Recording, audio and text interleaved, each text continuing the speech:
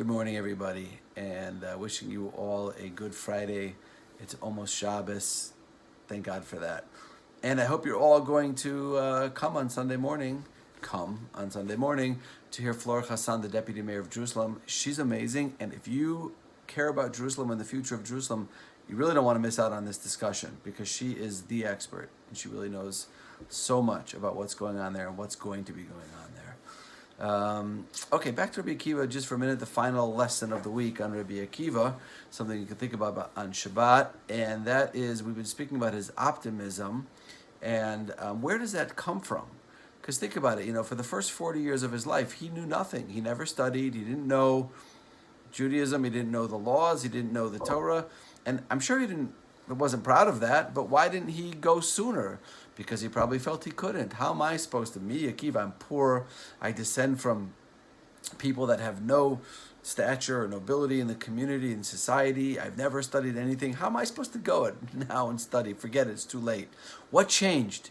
And as I said earlier on in this series, I said what changed is Rachel. So what is the number one factor, this outside factor, in one acquiring a belief in themselves?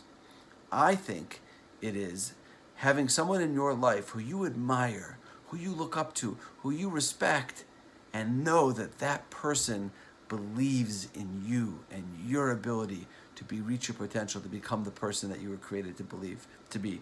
I think about my children and their teachers. The difference in my mind between a good teacher and a bad teacher is not someone who knows a lot of information or even someone who can communicate. A good teacher is someone who believes in the kid. You're Yosef, you're amazing. I believe in you. You're going to be incredible. You're going to be a great Torah scholar. And that's a great teacher. That's the kind of people that we want teaching our kids, because the child looks up to the teacher. And this teacher who I look up to believes in me and thinks that I have the ability to be somebody great. Wow, that's amazing. So that's what happened with Rachel. She was an incredible, a wealthy, a beautiful, a person of great, almost like royalty. She came from a very famous family.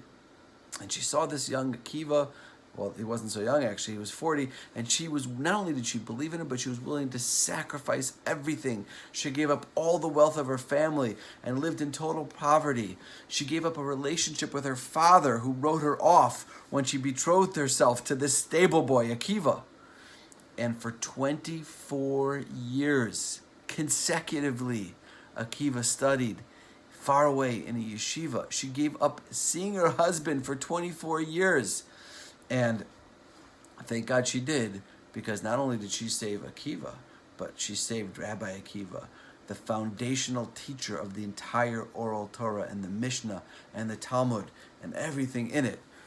So think about this. This is an incredible, incredible thought.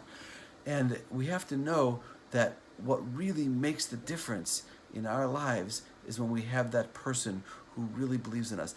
Now, the end of that part of the story is amazing, because Rabbi Akiva comes back after 24 years.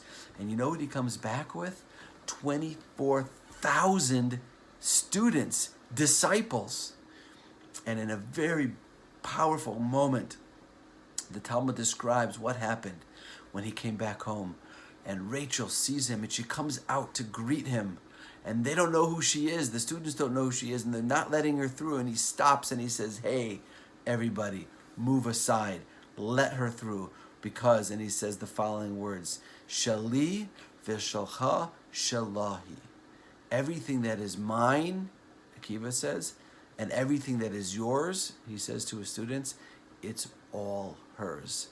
None of this would have been possible had it not been for her. It's a beautiful moment, and it's something that inspires me. I hope it inspires you too. Have a great Shabbos. See you at Havdalah. And more importantly, see you Sunday morning at 10 o'clock to meet with the Deputy Mayor of Jerusalem. Shabbat Shalom.